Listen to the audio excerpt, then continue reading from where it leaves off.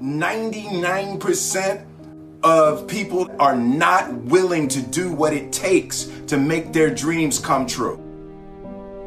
The Marines have a saying, everybody wants to go to heaven, but nobody wants to die.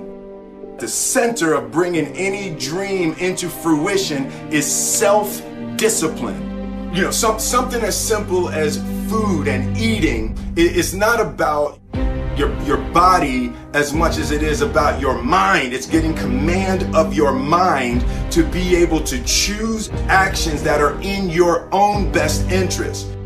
Every day we are choosing that's not in our own best interest.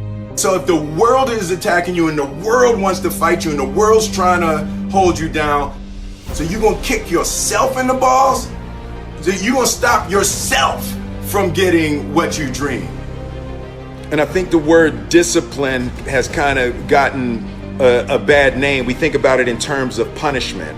I'm not talking about discipline in that way. I'm talking about discipline in the sense that you forego immediate pleasure for the exchange of long-term self-respect. I believe that self-discipline is the definition of self-love. That when you say that you love yourself, that means that you have behavior towards yourself that is loving.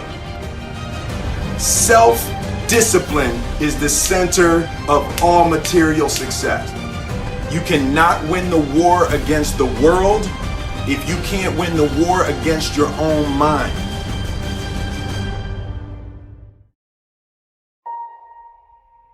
Self-love is when you say to yourself, oh, man, look, I know you and that girl got a real connection. I know y'all vibe, but that's your girl's cousin. So I love you too much to let you do that. It's like you say to yourself, hey man, look, I know you want to eat that pizza and it'll be really good, you know, but I can't let you eat that, man, because if you eat that pizza, you're going to feel like shit, you know, and I love you too much to let you eat that. Self-love is, hey, look, I know you got a test on Monday, you know, and I know you really want to go out with your friends. It's Saturday night, you want to go out, but if you fail that test, you're not going to feel good about yourself. You know, I love you too much to let you go out tonight. Self-discipline is self-love. If you want to be happy, you have to love yourself, which means you have to discipline your behavior. The road to sustained happiness is through disciplining your behavior. We tend to base our self-esteem on what other people think. And that's not really self-esteem. Self-esteem is supposed to be how we feel about ourselves. And I was just saying how dangerous it is to allow other people to determine how you're going to feel about you. And it's kind of like looking into a broken mirror. You're going to look in a broken mirror and then change your face to try to look good in this defiled, busted, broken mirror. And it just, other people's opinions is a really way to determine how we feel about ourselves.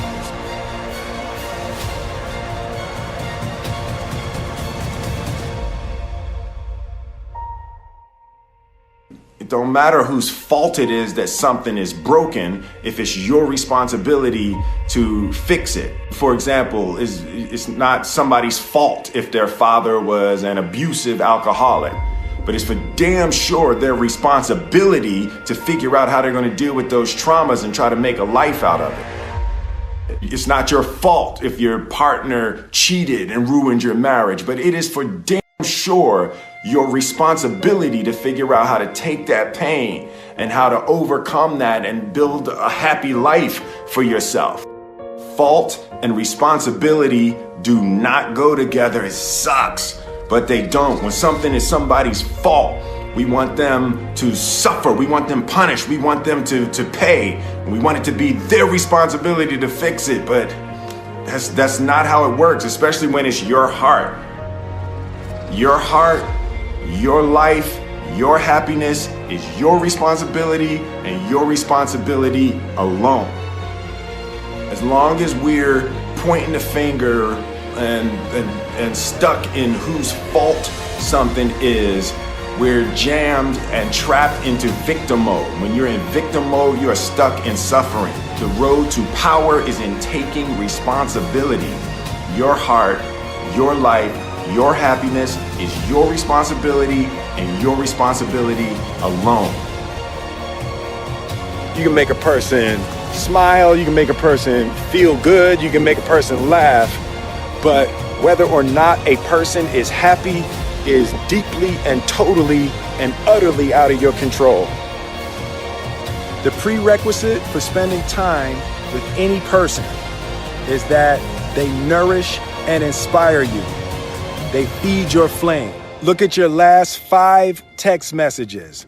Are those people feeding your flames or dousing your fire? Put your phone down for just a second and look around. Look to the people around you. Are those people throwing logs on your fire or are they pissing on it?